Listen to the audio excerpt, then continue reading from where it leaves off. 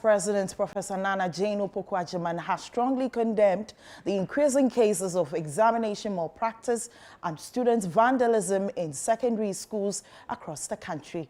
She announced that the Ghana Education Service (GES) will engage key stakeholders to undertake a comprehensive review of existing school disciplinary frameworks to strengthen them and curb the growing trend.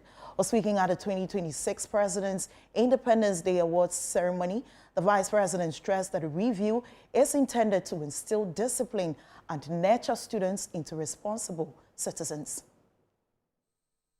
Only a small percentage of our youth engage in these behaviors. However, they risk undermining national progress and sending the wrong signals about the Ghana we want.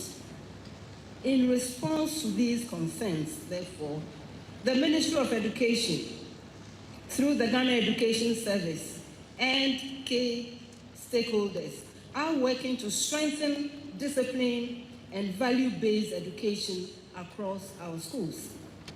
Where necessary, the Ghana Education Service will review existing school discipline frameworks in consultation with parents, teachers, and educational resource persons to address misconduct early and prevent escalation.